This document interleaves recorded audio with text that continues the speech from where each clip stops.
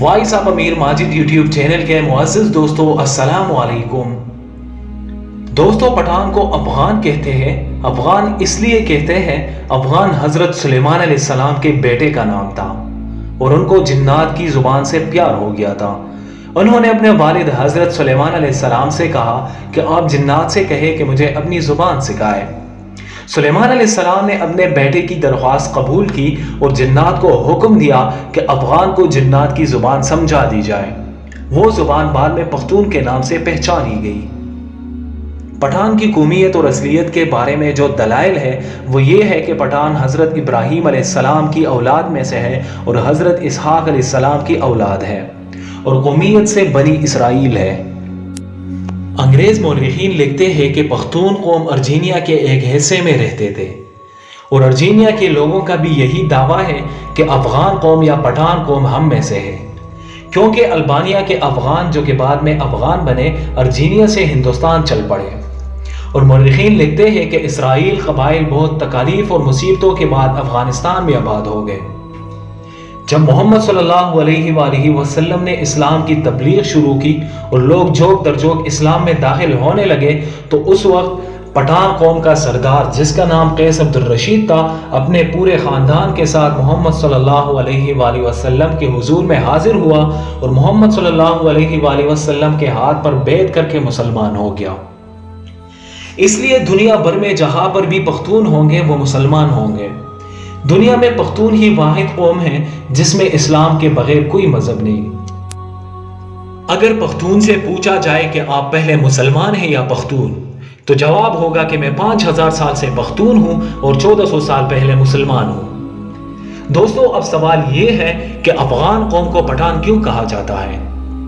تو جب کافروں نے مکہ پر قبضہ کر لیا تو حضرت محمد صلی اللہ علیہ وآلہ وسلم نے حضرت خالد بن ولید کو حکم دیا کہ جاؤ اپنے افغانیوں کو جہاد کے لیے بلاؤ۔ خالد بن ولید افغانستان چلے گئے اور پٹھانوں کے سردار قیس عبد الرشید کو محمد صلی اللہ علیہ وآلہ وسلم کا پیغام ارسال کیا۔ قیس عبد الرشید کی قیادت میں لشکر مکہ مکرمہ کی طرف روانہ ہوئے۔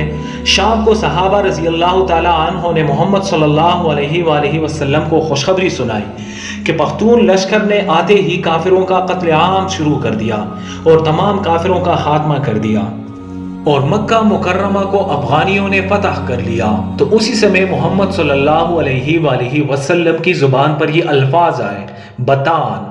خواتین و حضرات، بطان لفظ عربی زبان کا لفظ ہے، یعنی سخت ترین لکڑی جو سمندری جہازوں میں لگائی جاتی ہے، جسے سمندری پانی بھی کمزور نہیں کر سکتا۔ یہ لفظ جب برصغیر پہنچا تو بطان سے پٹھان ہو گیا۔ افغان کو فارسی میں پشتون، مقامی زبان میں پختون اور اردو میں پٹھان کہلایا جاتا ہے۔ یہ قوم دنیا میں پھیلی ہوئی قوم گردانی جاتی ہے جن میں افغانستان، پاکستان اور بھارت اول نمبر پر ہے۔ دنیا میں پشتون اپنے غیرت اور وفا کے نام سے جانے جاتے ہیں۔ لفظ پشتون کا مطلب ہوتا ہے غیرت والا، وفا والا، اپنی عزت اور دین پر مر مٹنے والا۔ پشتونوں نے قیام پاکستان میں بھرپور حصہ لیا۔ بعض مورخین کے مطابق پٹھان آریائی یا یونانی نسل سے ہیں اور بعض کے نزدیک یہ قیس عبد الرشید کی اولاد ہے، جبکہ تیسرے نظریے کے مطابق ان کے تعلق بنی اسرائیل کے گونگشتہ قبائل سے ہے۔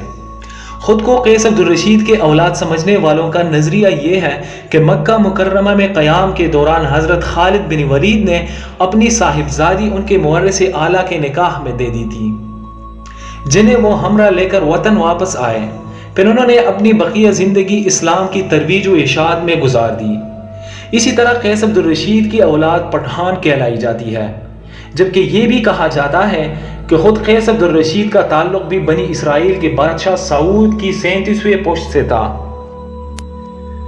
اس طرح آخری دونوں نظریات کی روشنی میں اس کا تعلق بنی اسرائیل سے ہی بنتا ہے۔ ناظرین اکرام، سب سے عجوبہ خیز بات یہ ہے ان میں یوسف علیہ السلام کے بیٹے، داؤد خیل داؤد علیہ السلام کے بیٹے، موسیٰ خیل موسیٰ علیہ السلام کے بیٹے اور سلیمان خیل سلیمان علیہ السلام کے بیٹے سمجھے جاتے ہیں، لیکن اس کی تصدیق کرنا بہت مشکل ہے۔ افغانوں یا پٹھانوں کی کئی اوصاف عربوں سے ملتے جلتے ہیں۔ عرب قوم مہمان نواز، بہادر اور اہل قلم ہونے کے ساتھ ساتھ دوسری قوموں سے اتنی جلدی مرعوب نہیں ہوتی تھی۔ ان چند اوصاف کے علاوہ کوئی اور وصف زمانے جاہلیت میں نظر نہیں آتا تھا۔